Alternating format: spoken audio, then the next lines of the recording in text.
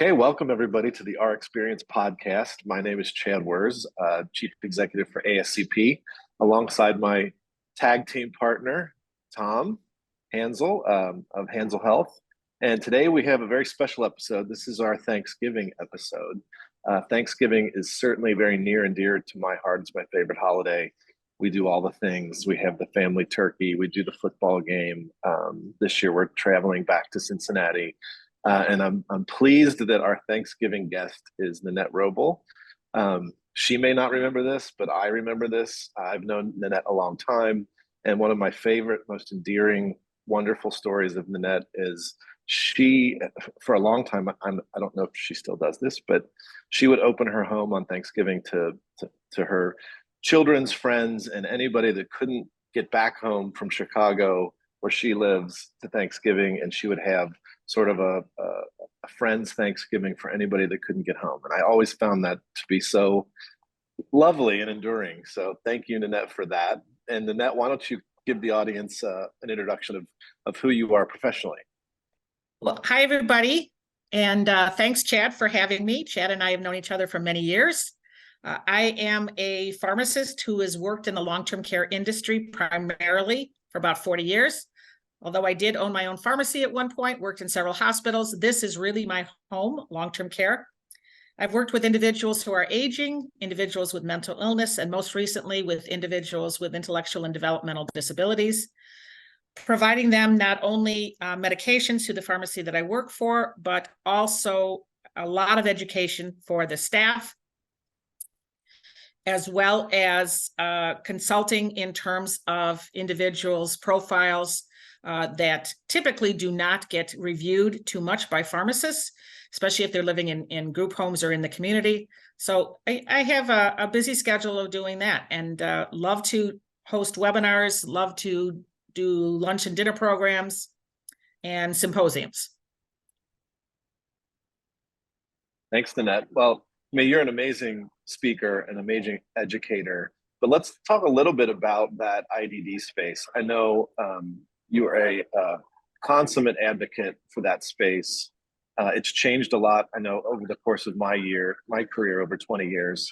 In fact, you're usually very good about keeping me on my toes about calling individuals in nursing homes residents, patients, or clients, like we call them in the IDD space. So I appreciate that, and it really speaks to your advocacy. What can you tell us about, what's changed over your career in that sector of healthcare and what we might see going forward?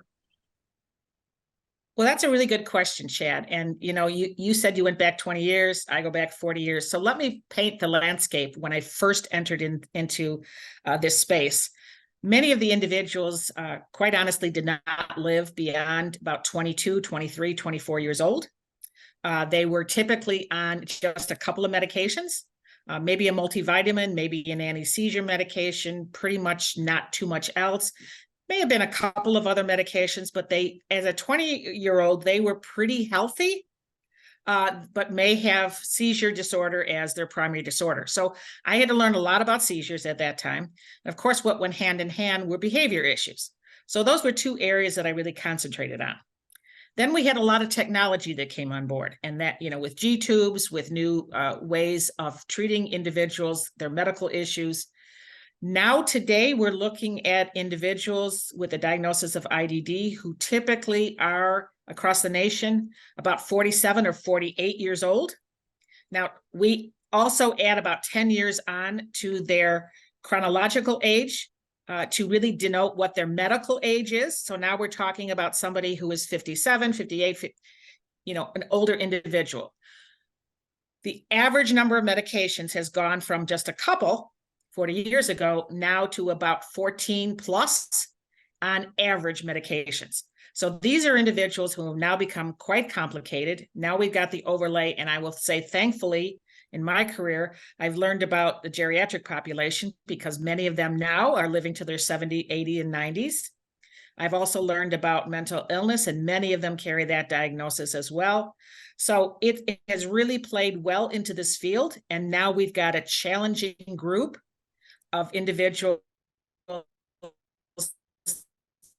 that keeps me on my toes clinically. every single day. So Nanette, let me ask you, just the space in general, what are the challenges that this population's facing, whether that's through limited health care or limited access, or maybe even government policy changes? What are the big things that you're concerned about, that you're focused on? So, Tom, I will say you've touched on all of those. So the fact is that this is a population that is not necessarily a popular population. It's not necessarily a population that if you're a clinician that you would go into wholeheartedly and say, this is what I want to learn about. So we've got problems with finding access to clinicians who may know medically what might be going on, but can't communicate with our individuals, many of which are nonverbal.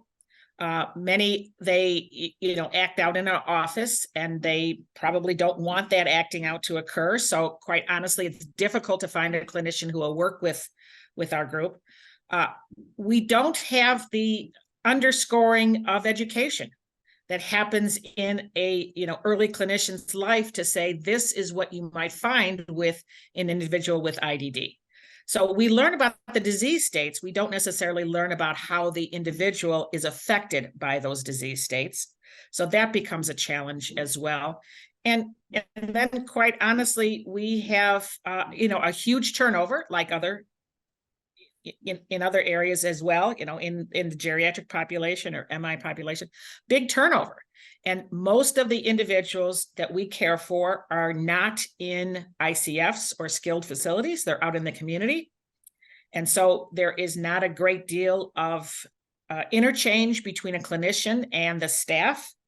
So we've got a lot of teaching to do. We've got a lot of simplistic ways of handling medications. For instance, we work on technology, we work on systems that allow our direct care staff to be very comfortable with that medication process. Whereas yesterday they may have been putting ketchup on a hamburger at McDonald's, today they're helping pass medications. We got to be able to accommodate that. So that's some of the challenges we face. So just taking that a step further, I think one of the things, having worked in a pediatric SNF and in some of the group homes, is there's an abandonment sort of underlying issue here, that these are individuals, they do live in group homes. Many of their families have either abandoned them and they're now wards of the state. There was just always this overwhelming lack of interest. You talked about it from a clinician standpoint, not being attracted to work in this space, but there's also another layer of that is this abandonment piece. What can you say about that in your experience? How are these individuals, living? Are they living where there's a lot of family involvement, no family involvement? Have they been abandoned? What's your sense of that? Well, I think I would answer that by saying all three that you just mentioned. So these are individuals, especially early on in my career, what I saw was clinicians who quite honestly, Chad, would recommend that the family give them away, put them in an institution. They are maybe a member of your family, but you don't need to admit that. You don't need to recognize that. You don't need to visit them. They're best locked away. That's changed somewhat. So now we have individuals coming into our facilities, but I will tell you what you mentioned about not having a lot of family. That is true. So I mentioned an individual who is aging, and is it brothers and sisters who may have picked up the slack sometimes? But if you think to yourself, that's a cumbersome job to take on. These are individuals who need a lot of care. So they probably are in an ICF or in a group home. And now they, the other part of it is they're developing diseases, or diagnoses like Alzheimer's disease. Even if they have parents, the individual may have Alzheimer's disease before the parent has Alzheimer's disease. And so that becomes difficult for family members to recognize and deal with all the things that go on with that diagnosis.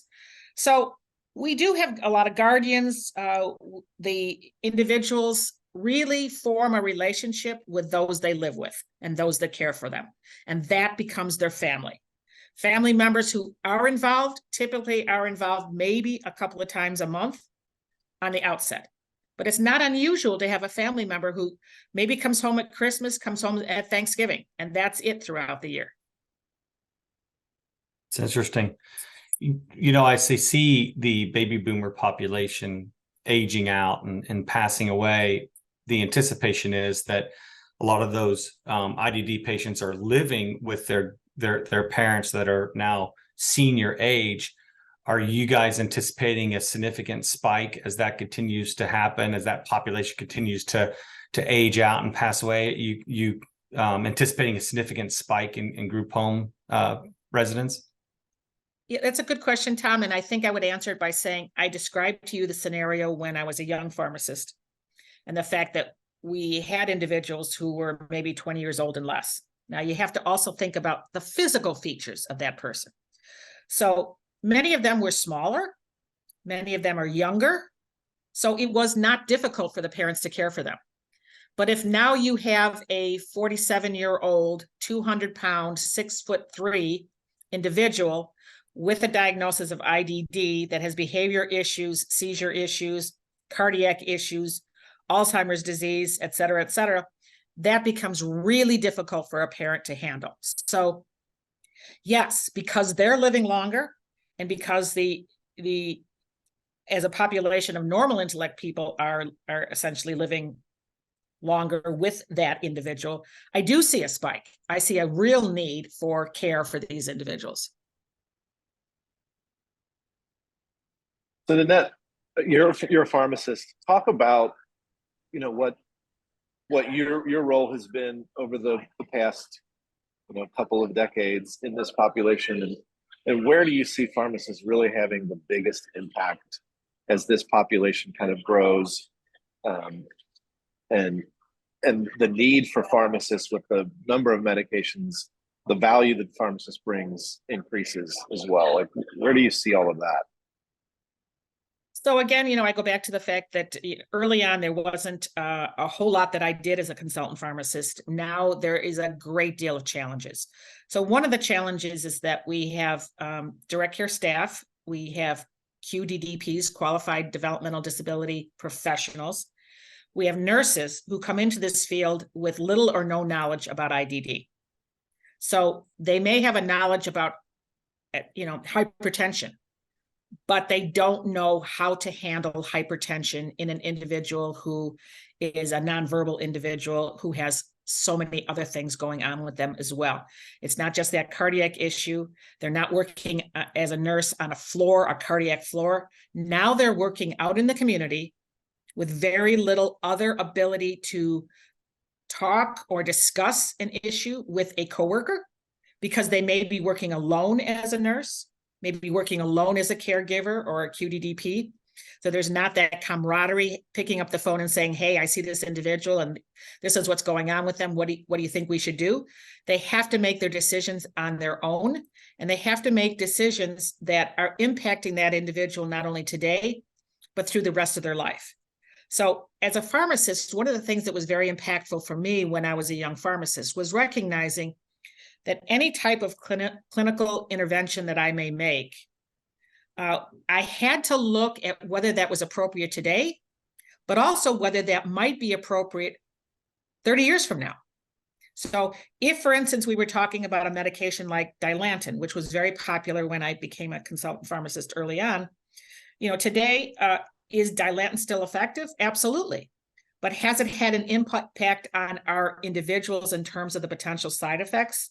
Osteoporosis issues now, maybe some of the behavioral issues. Yes. So when I make a recommendation, I have to know that this is not for short term, it's for long term.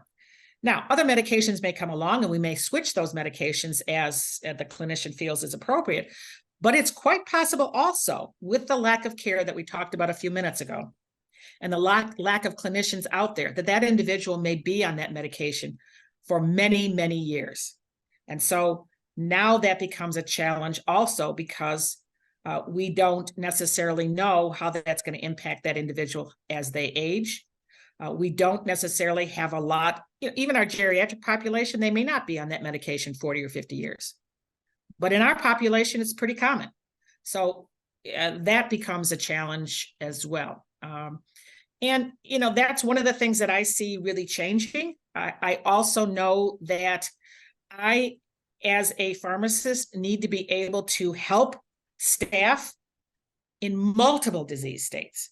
And so I really have to be on my toes when I make recommendations to them or talk to them or give a webinar that is appropriate to them, and not just a type of webinar that I may have given in the geriatric space, because this is very, very different.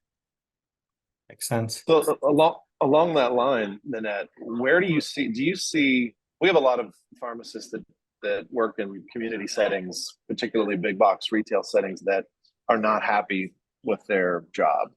And they're looking for other ways that they can be pharmacists. And this is an area that is incredibly rewarding. You get to practice at more the top of your license as a consultant pharmacist in the IDD space. Do you see opportunities for pharmacists to specialize, almost like you specialized? As a consultant pharmacist, we always had pharmacists that worked certain regional areas, and some of their work might have been in the IDD space, but a lot of their work was in the older adult geriatric SNF space or assisted living space. Do you foresee opportunities where somebody can specialize in, this is what they do? They work with IDD group homes and communities as the majority of what they do, as opposed to just being something that's part of their job? So I'll answer that two ways. I think it's quite interesting that you said they're working in big box stores and maybe they're looking for something else. On a personal level, within the last 2 months, I've had not only my COVID shot, but my flu shot, but at 2 different stores because they didn't have it at one of them. Each of those times, when I mentioned I was a pharmacist and they asked me what I did and I described it, they both said, they were young, and they both said, I want to get out of here. Would you give me your card? Would you help me find a job in consulting? Because that sounds fascinating. So I don't know whether they're going to go into IDD, but I would suspect they're going to go into consulting. And for all the reasons that you mentioned, this clinician, the clinical aspect of it really keeps you on your toes. So that's great. You're not just filling a prescription and handing it out. So that's great. Do I see the opportunity for pharmacists to specialize in IDD? Absolutely. So as you know, Chad, there's not a lot of pharmacists out there that have done that in the past, but I would love, we talk about, maybe I'm going to retire someday. I don't know. I love what I do, so who knows whether I will.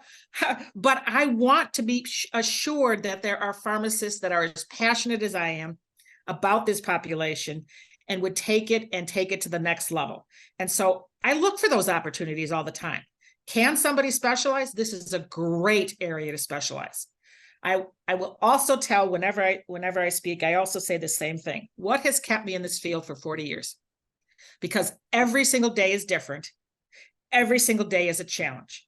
I never have the same day nor the same scenario about a client that I am reviewing. And that's a really gratifying thing to be able to say. So let's take that beyond the pharmacist to the pharmacy. If I have a long-term care pharmacy somewhere in the nation and I say, man, I really want to diversify and even specialize in this population, what kind of differentiating things do I need to do to stand out as a pharmacy amongst maybe the local competition? Well, there's been some changes, Tom, in the way we practice pharmacy in that scenario that you just described. So, in terms of even technology, now EMRs have come very much in vogue. So to be able to supply an EMR, to be able to integrate with that many different EMRs, if you're going to be a specialty in this field, there's probably 20, 25, 30 EMRs out there. You got to be able to integrate with most of them because your particular client may choose one, the next client may choose something else. So that's really important. In terms of technology, you have to make it simple for the staff. So for instance, in the pharmacy that I work for, we have a very simplistic packaging. We package by date. The staff is trained to learn by date. We have some systems in place that allow the nurses and the direct care staff to take some of that load off of them. And we take it on so that individual nurse or direct care staff can really do what they're trained to do and care for the individuals. you got to look at it from the standpoint of not what is most expedient for the pharmacy, but what does the staff need from me? And so that is also important. And then also, Tom, what we talked about, the training aspects, that's really important in this field. The interesting thing, and I know Chad knows this as well, interesting thing about this group is they don't come to a booth. They don't come to our pharma companies and take all their swag. They really, really want to learn about what medications are out there for them. The other thing that I can do is introduce them to new drugs by cooperating with our pharma partners who are very much interested in educating, which I didn't see early in my career. It was more of a sales job. Now it's really not. So all of those are things that are different that I think if you cooperate that way and look at the big picture, what does my nurse need? What does my direct care staff need? How can I make their job easier? How can I make it so that medication management becomes a part of the individual's day and not a major issue about, are we going to get the medication? Are we going to document correctly? Are we going to give it to them correctly? How do we manage potential side effects? How, those kinds of things. Yeah, makes sense. Well, Nanette, I mean, this has been awesome. I think really shining a light on the IDD space and what you've done in your career, and being someone that can be a mentor and an example of how to be a great pharmacist and find your niche and find your expertise and find your passion. But let's pivot and talk real quick about Thanksgiving. Like, what are your Thanksgiving plans? How do you view it? What's happening with your family for Thanksgiving? So, Chad, Thanksgiving is my favorite holiday. Beyond being a pharmacist and doing what I'm doing, what is my favorite hobby? Cooking. So I love to cook and always have. This idea started with my daughter when she was in 6th grade. She loved to throw parties. And so she would always say, Mom, would you please make me a 5-course dinner for all of my friends? They're going to dress up. They're going to come to the house. It was always themed. So we started doing that. Well, Thanksgiving rolled around and my kids were in high school. My kids were in college. And the sad part, Chad, is, some of these kids were throwaway kids for a variety of reasons. They got kicked out of their house, or they didn't really have a great place to stay. They didn't have a terrific relationship with their families. Or in college, they may be in a city where it was impossible for them to get home financially, or, it was far away. They didn't have the time to be able to do that. So we started opening up the house to anybody. I said, hey, invite them over for Thanksgiving. The beautiful part about it is I have learned to now cook all sorts of different foods because people would bring things. A lot of my daughter's friends were vegan. I learned to cook vegan so that I could accommodate them. Now it still goes on. So during COVID, I made 5 turkeys and they were all different. So big green egg in the oven, et cetera, and all sorts of sides. And I packaged it up as if I was a restaurant and gave it to all of my friends who were by themselves. There are some more elderly people that live alone. You just have to look. They are there, or friends of friends. The friend knows somebody who's by themselves. So we still do that, Chad. It still is a wonderful experience. I never know who's going to show up, but there's always plenty of food, plenty of laughter, and we have a great time. So I'm going to continue to do it until I can't do it anymore. Nanette, I just need to know your address and what time we're eating. There you go. There you go. Absolutely. Well, I will say someday, Nanette, I'm going to show up. We have a big Thanksgiving with my family. I love Thanksgiving holiday, but there are times that I'm like, I wish I was stuck in Chicago on Thanksgiving so I could go to Nanette's house and experience this, because it's beautiful and it's awesome that you do that. It just warms my heart as we approach Thanksgiving. So thank you for sharing that story, and thank you for sharing the story of your career and the work you do. We appreciate it. Good stuff. Thank you so much, all of you. So I won't see you physically, but have a wonderful holiday. Great. You too. Thanks, everybody. Thanks Bye-bye. for listening and watching today, and we'll see you on the next episode of Our Experience. Happy Thanksgiving.